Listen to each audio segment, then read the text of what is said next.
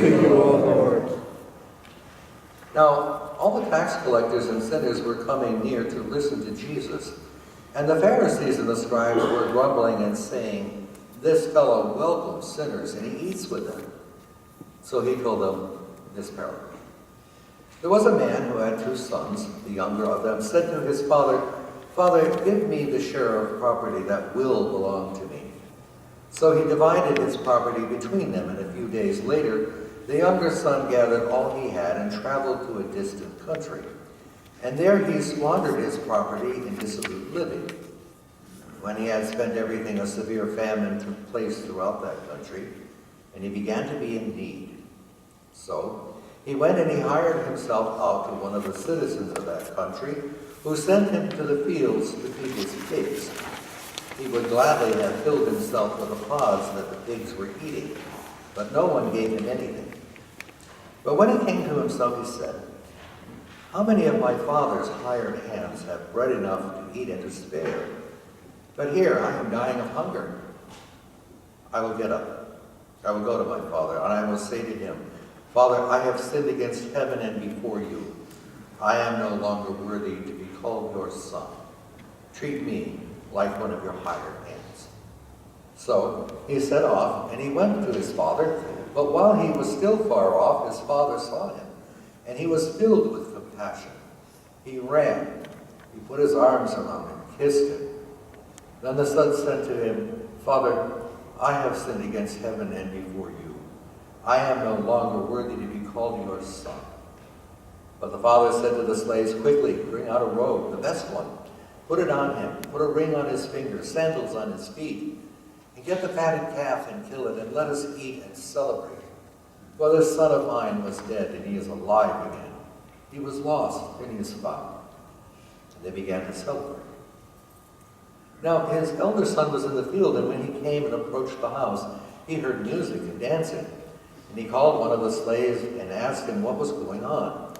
He replied, 'Your brother has come, and your father has killed the fatted calf because he has got him back safe and sound.' Then he became angry, and he refused to go in. His father came out and began to plead with him. But he answered his father, 'Listen, for all of these years I have been working like a slave for you, and I have never disobeyed your command. Yet you have never given me even a young goat so that I might celebrate with my friends. But when this son of yours comes back, who has devoured your property with prostitutes, you kill the fatted calf for him.' Then the father said to him, 'Son, you are always with me, and all that I have is mine, is yours. But we had to celebrate and rejoice, because this brother of yours was dead. He has come to life. He was lost, and he has been found.'" The Gospel of the Lord. Praise to you, O Christ.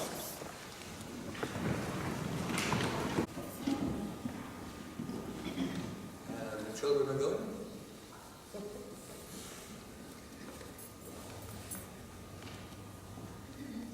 There.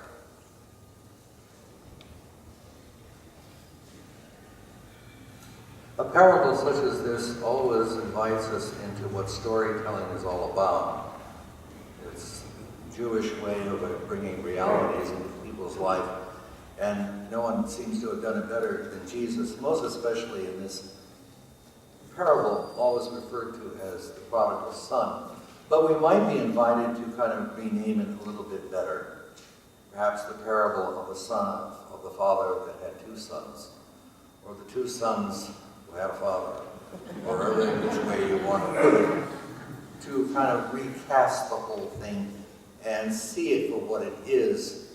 I had fun last night watching PBS that had a kind of a retro of all of the singers from the past, among which were the Smothers Brothers. And I always loved them. You remember them, don't you? And Tommy Smothers, who always claimed that his brother was more loved by his mother than he was. And it was fun and kind of a deja vu type of thing to go back there. And I thought, well, that's something that the Old Testament and even the parable of Jesus knew about right now, what that civil rivalry could be all about. The text itself is one in which the conflict of the Pharisees coming to Jesus and saying, look, this can't be Messiah material because look what he's doing. He eats with sinners. He eats with tax collectors. What kind of a Messiah must he be? And so the opportunity is rich at that moment for Jesus to launch into this famous parable. And he tells them the story of the two sons, the younger, who in his stupidity at his young age, which is endemic in young people, especially young men, wants everything now. I'm not going to wait, so give it to me now. I want it now, yes. And we begin to understand this a little bit better in the past 5 years as psychologists and so on. Doctors have discovered the problem of the frontal cortex of the brain and how that frontal cortex never really gets hardwired until they hit the mid-20s. And until that time, the problem always arises that they don't think about the consequences before they make a decision. They hop into it quickly. They're the daredevils of our time. You all know what I mean, right? You've seen it in your children. No, you saw it yourself. So, the reality is, he asks, he gets, the father cannot refuse, and the story goes on, and you know what happens. He is totally untrained to be out there in that, quote, real world, going far away where nobody can know what he's doing and what he's up to. That's the best of worlds. It's like sending your kid off to college, isn't it? And you all know what I mean. And so it says he spends it all in dissolute living. We will leave that to your imagination. And suddenly a famine sweeps across the land and he's hungry. And isn't this beautiful in a Jewish story that the work he gets is to work at a pig farm among the most unclean of all animals. And he can't even be offered the food that the pigs eat. It is often said among people who are into addictions that you have to fall to the lowest level before you finally want to rise and understand where you really are. And it seems as though he has. And he rehearses. He rehearses a statement. He says to himself, I've got to go back because I'm going to die if I don't. So let me tell you what I'm going to say. I will go to my father and I'll say to him, Father, I've sinned against heaven and before you. I am no longer worthy to be called your son. Treat me like one of your hired hands. He's probably saying it over to himself so he doesn't miss every nuance. He needs the father to understand, look, I did bad.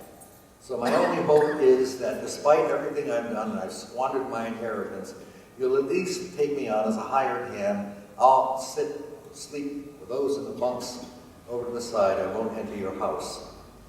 All set, ready to go.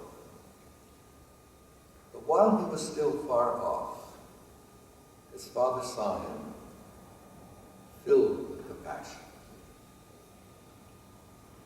And you can probably imagine that wasn't the first time he was looking out, hoping that he would see that figure. For some, it never happens, but for this father, it did. What else was he to do when you think you've lost something that's so precious and suddenly it comes back in your midst? And he runs out, throws himself around his son, kisses him. He's gone crazy with joy. What shall we do when we're filled with joy? Kill the fatted calf. In our terms, get out the roast beef. And so the son starts his carefully crafted response. Father, I have sinned against heaven and before you. I am no longer worthy to be called your son. And before he can finish that last, take me as one of your hired hands, the father cuts in on him. That's not going to happen. He can't finish the sentence because the father won't let him finish the sentence. Quickly, robe, best one, ring, finger, sandals, feet, fatted calf. Eat, celebrate. I thought he was dead. He's alive. And so they began to celebrate. Now, just when you thought all was well, in comes the druid.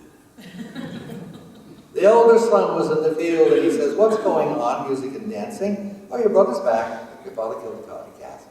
What? But he became angry. And he refused to go in. And the father comes out to plead with him, and he says to the father, listen, exclamation point.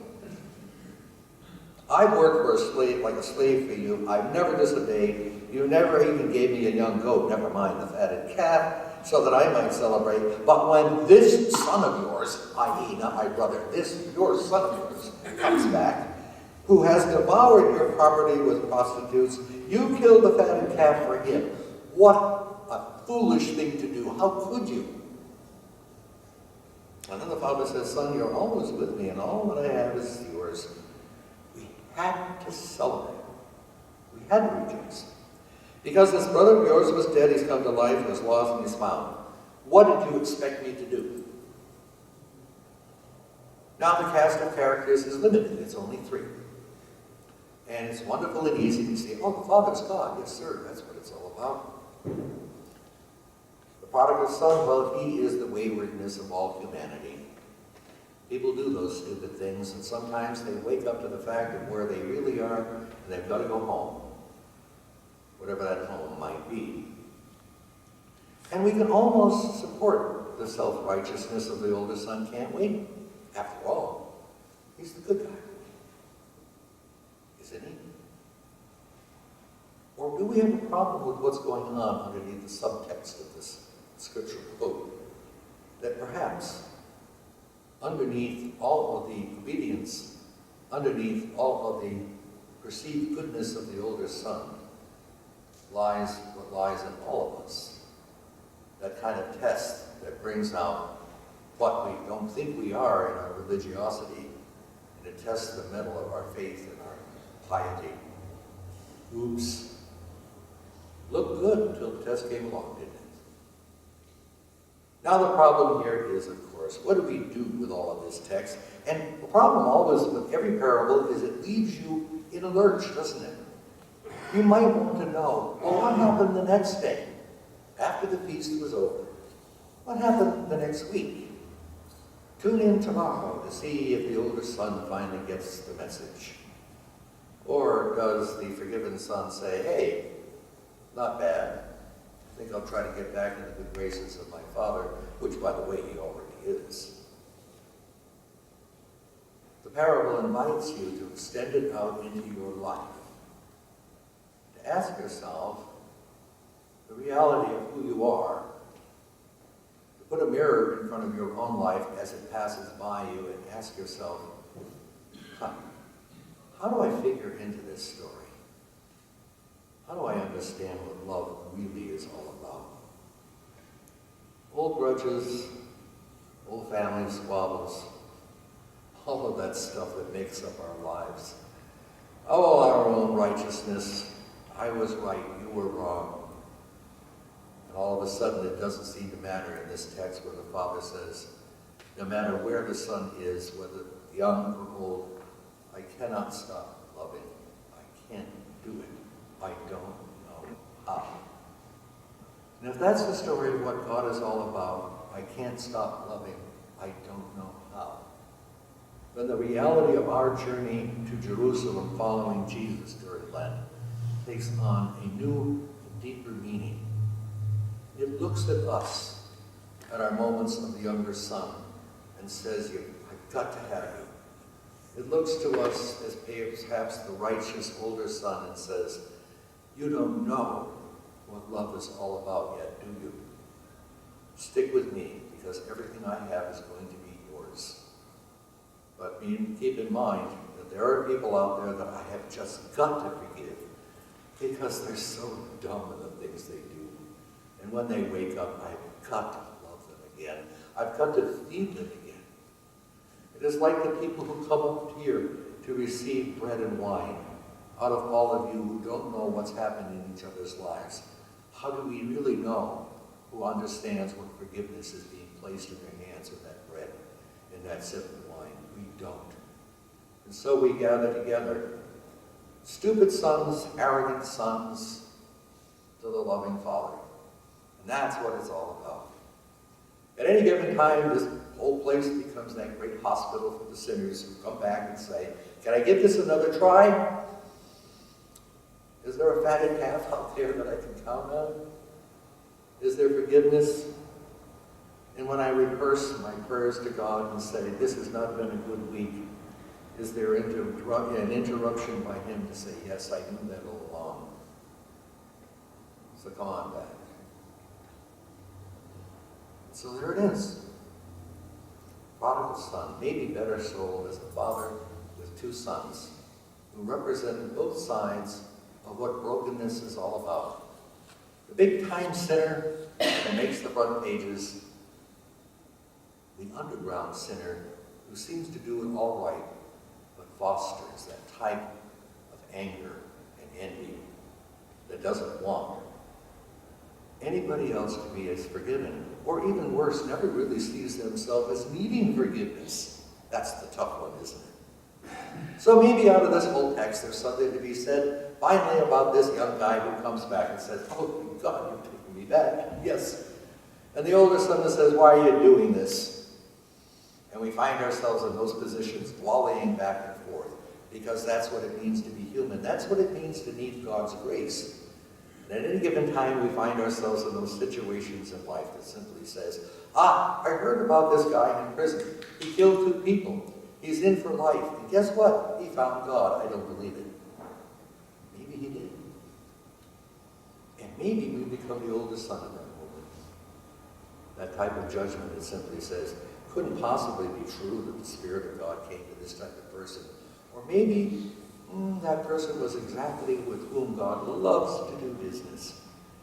Out of it all, no matter where we are today or where we may be tomorrow, or what part we take in this story, younger son, older son, the reality is this is what Jesus is going to die for. This is the journey to Jerusalem that says, you want to know what love is? I die for everybody. Even the folks that you think aren't worth it or don't deserve it, I will do it. And it becomes a lesson in love for us to ponder, not only in terms of theology or what we do here at church, but something to carry outside that door and say, maybe this parable has something to teach me about the grandeur of God, what forgiveness is all about, how it's available, how it just showers down upon us, no matter where we are in life. It is the reality of what God is about. That's how it goes. God just doesn't know what it is not to love. Eat it up. Follow Jesus. Find out what the cost of it all is. It's a journey of Lent.